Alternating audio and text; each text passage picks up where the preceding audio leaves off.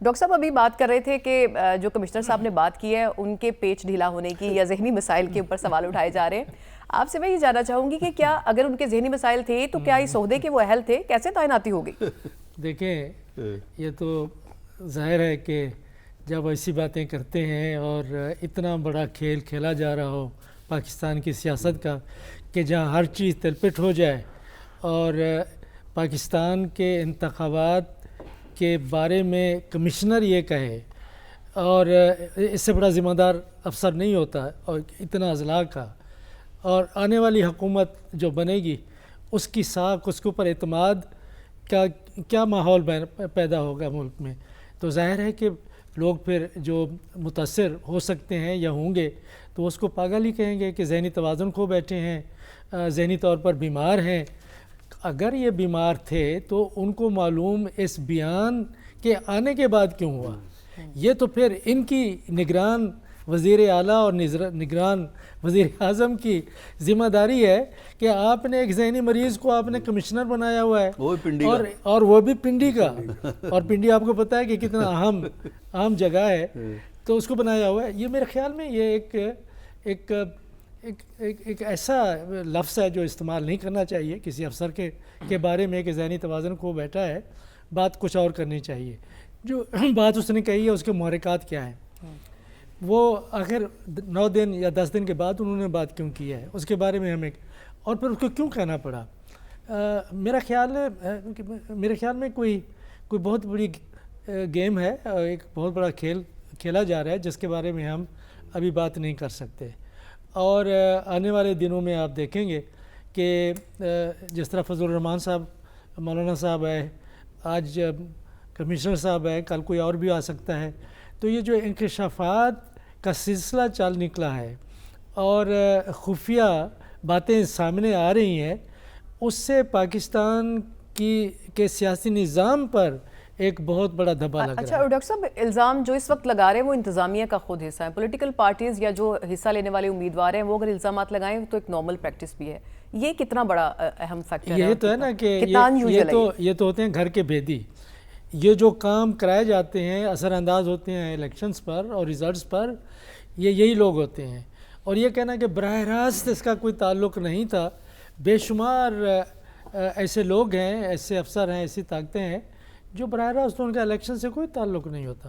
ہمارے الیکشنز کی جو تاریخ ہے وہ ایسی ہے کہ نوکر شاہی سے کام لیا جاتا ہے، اپنے معتمد لوگوں کو لگایا جاتا ہے، قابل اعتبار لوگوں کو بٹھایا جاتے ہیں. آپ دیکھیں کہ جب انتخابات کے تو ابھی اعلان نہیں ہوا تھا، جب نگران حکومتیں آئیں تو انہوں نے تمام نوکر شاہی پنجاب کی تبدیل کی تھی. کیوں کی تھی؟ کہ پہلے وہ جو لوگ تھے کہ حکومت پاکستان کے کارندے نہیں تھے، وہ بھی حکومت پاکستان، وہ بھی اسی طرح سے امتحان پاس کر کے آئے تھے، ان کی بھی اسی طرح سے ترقی ہوئی تھی. اور جب بھی کوئی حکومت آئی، اس سے پہلے بھی عمران خان صاحب کی حکومت ہے، انہوں نے بھی تمام بیوروکریسی کو تبدیل کر دیا. تو ہوتی کوشش یہ ہوتی ہے کہ اپنے لوگوں کو لگایا جائے جن کے اوپر اعتماد ہو. ظاہر ہے ان کے اوپر اعتماد تھا تو ان کو لگایا گیا. اب اندر سے یہ بات کوئی کر رہا ہے تو یہ ایک بہت بڑا انتخابات کے بارے میں ایک سوالیہ نشان ہے. اور انتظامی مشینری اثر انداز ہوتی رہی ہے ماضی میں بھی. آپ کا خیال ہے ریٹائر ہو رہے ہیں اگلے 10 دن میں؟ ریٹائر ہونے والا فیکٹر بھی ہے. ڈاکٹر صاحب، پاور شیئرنگ کا فارمولا ہی نہیں طے ہو رہا دونوں بڑی پارٹیز کے درمیان، جن کو جو فیورٹ سمجھ جا رہی تھی کہ مل کے گورنمنٹ بنا سکتے ہیں. آپ کو یہ گورنمنٹ بنتی ہوئی نظر آ رہی ہے؟ نون لیگ یہ کہتی ہے کہ پی ٹی آئی بنا لے، پیپلز پارٹی کے ساتھ مل جائے، یا پھر پیپلز آپ کو پی ٹی آئی اس میں سے کوئی فائدہ حاصل کرنے کی پوزیشن میں نظر آتی؟ دیکھیں، موجودہ حالات کے تناظر میں اتنا آسان کام نہیں ہے حکومت بنانا، اور یہ سمجھنا کہ ایک دو ملاقاتوں میں یہ تمام مسائل پیپلز پارٹی اور مسلم لیگ نون کے درمیان میں طے ہو جائیں گے، ایسا ممکن نہیں ہے. مشکلات ہیں. مشکلات یہ ہیں کہ ایک دوسرے کے بغیر یہ رہ بھی نہیں سکتے، اور ایک دوسرے کی بات اس وقت وہ ماننے کے لیے تیار بھی نہیں ہے.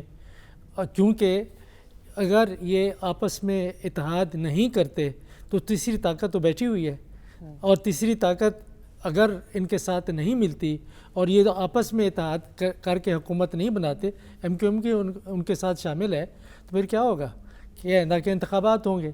کہ اگر آپ کے پاس یہ دو آپشنز ہوں کہ آپ کو حکومت مل رہی ہے لیکن شراکت داری کے ساتھ کہ دوسرا فریق ہے اس کو بھی آپ نے اکاموڈیٹ کرنا ہے، وہ کریں گے، یا آپ نئے انتخابات میں جائیں گے کہ جہاں آپ کو یہ خطرہ لاحق رہے گا کہ جو کچھ آپ کے پاس بچا ہے وہ بھی کہیں کھو نہ جائے؟ تو حکومت بنے گی، لازمی طور پہ بنے گی۔ ڈاکٹر صاحب شراکت داری کی بھی آپ بات کریں، شراکت داری کی سچویشن بڑی عجیب ہے نا، شراکت تو وہ چاہتے ہیں لیکن وہ صرف فائدہ چاہتے ہیں، جس کو غنی صاحب کہتے ہیں کہ میٹھا میٹھا وہ کھانا چاہتے ہیں، کڑوے کڑوے کی ذمہ داری نہیں لینا چاہتے، تو ایسی شراکت داریاں ہوتی ہیں ویسے؟ دیکھیں بات یہ ہے کہ جب پاکستان پیپلز پارٹی کی قیادت کو یہ علم ہے کہ مسلم لیگ نون کی حکومت مرکز میں بن ہی نہیں سکتی، چل ہی نہیں سکتی، اس کا انحصار پاکستان پیپلز پارٹی پہ ہوگا، تو وہ پیپلز پارٹی اپنا حصہ زیادہ سے زیادہ حاصل کرنے کی کوشش کرے گی۔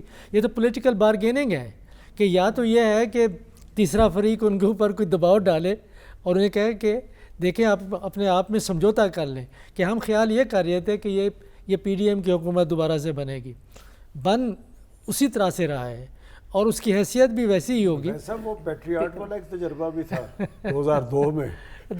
لیکن پی ڈی ایم کو جو لیڈ کرنے والے تھے سب سے پہلے وہی اس میں سے نکلے ہیں، مولانا فضل الرحمان، کل کی آپ نے ان کے وہ تو نکال گئے کیونکہ ان کو تو کچھ حاصل نہیں ہو سکا بدقسمتی سے۔ حکومت بنے گی، ایم کیو ایم ہوگی، پیپلز پارٹی ہوگی، مسلم لیگ نون ہوگی۔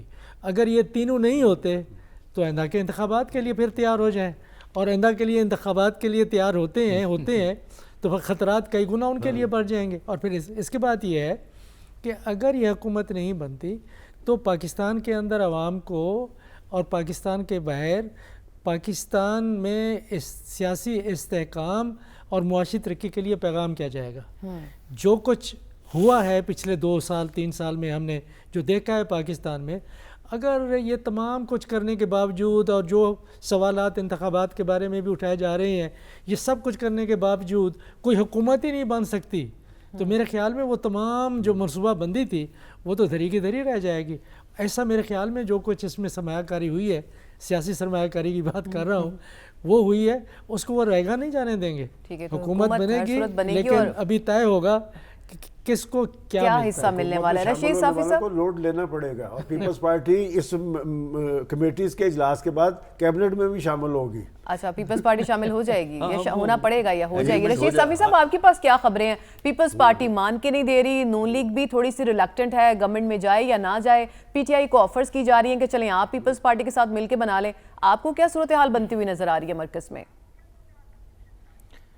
ثانیہ، مرکز میں خصوصاً اسلام آباد میں جو بڑی سیاسی جماعتیں جو اس وقت پارلیمان میں سامنے آئی ہے، ان کے بیچ میں جو رابطے ہیں خصوصاً پیپلز پارٹی اور مسلم لیگ نون، وہ نتیجہ خیز رابطے ابھی تک نہیں ہے۔ خصوصاً پیپلز پارٹی کا رویہ بہت ہی عجیب ہے، وہ یہ کہتی ہے کہ اپوزیشن میں انہوں نے بیٹھنا ہے، اور نہ یہ تسلیم کرتی ہے کہ وہ حکومت کا حصہ مکمل بنے گی۔ اب یہ کیسی جو ہے حکومت ہوگی، پیپلز پارٹی کس طرح ساتھ دے گی کہ وہ کابینہ کا حصہ نہیں بننا چاہتی اور صرف ووٹ شہباز شریف صاحب کو وزیر اعظم کا ووٹ وہ دینے کی باتیں کر رہی ہے؟ میرے خیال میں غیر منطقی باتیں ہیں۔ ایک حل تو یہی ہے کہ شاید جس طرح یہ باقی پینلسٹ کہہ رہے ہیں کہ کسی موڑ پہ پیپلز پارٹی مان ہی جائے گی، کسی بڑے حصے کی تلاش میں ہے شاید وہ، اور ان کو کچھ اگر زیادہ مل جائے جو ان کی منشا کے مطابق ہو تو وہ مسلم لیگ نون کے ساتھ راضی ہو جائے گی۔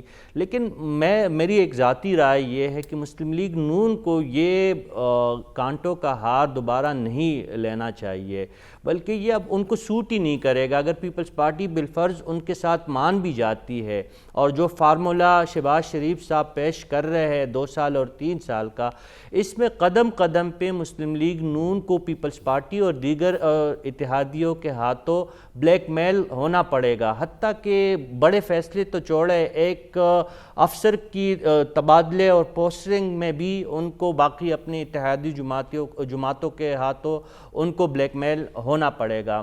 میری رائے اور میری اگر منشا اگر مجھ سے پوچھا جائے تو بہتر یہی ہوگا، جو سب سے بڑی پارلیمانی پارٹی اس وقت سامنے آئی ہے پی ٹی آئی، ان کو موقع دیا جائے اور ان کے ساتھ جو مذہب کا کاروبار کرنے والی جماعتیں ہیں وہ مل کے حکومت، وہ ایک اپنے کرائسس سے گزر رہی ہے، کیا کوئی ان کے پاس کوئی فارمولا ہے؟ جی بتائیے. جی میں بتا رہا ہوں فارمولہ. جو ان کے جو احتجاج کے جو ان کے ساتھی ہے، جو مذہب کے کاروبار کرنے والی جماعتیں ہیں، ان کو ملائے. جو کراچی کی جماعتیں ہیں، چھوٹے جماعتیں ہیں، باقی جو جماعتیں ہیں، پیپلز پارٹی ان کے ساتھ جا کے مل کے بیٹھ جائے، ویسے بھی ان کے رابطے ہو جائے، ان کو حکومت کرنے دیں. کیونکہ ہمارے کمزور پارلیمانی نظام میں مضبوط اپوزیشن کا بہت اچھا کردار ہوتا ہے، بہت بنیادی کردار ہوتا ہے. اگر آپ کی حکومت بن بھی جائے اور آپ کی اپوزیشن صحیح نہ ہو تو اس کا کوئی فائدہ نہیں ہے. میری نظر میں مسلم لیگ نون کو اس دفعہ بالکل یہ چانس نہیں لینا چاہیے. ان کو اپوزیشن میں جانا چاہیے. پی ٹی آئی اور ان کے اتحادیوں کو حکومت بننے دینے کا موقع فراہم کر دینا چاہیے. اور مسلم لیگ نون اور جو باقی جمہوریت پسند پارٹیاں ہیں وہ اپوزیشن میں ڈٹ کر بیٹھے اور 18ویں آئین کی وہ کل کے دفاع کرے. ٹھیک ہے اور صافی یہ جو صاحب، 4-5 سال آپ کی کا جو 5 سال کا جو سجیشن اپنی اکثریت ہی نہیں ہے تو حکومت ساری پارٹیاں اپوزیشن میں بیٹھ جائیں جا کے. میں ایک بات کہنا چاہتا ہوں ٹھیک ہے کہ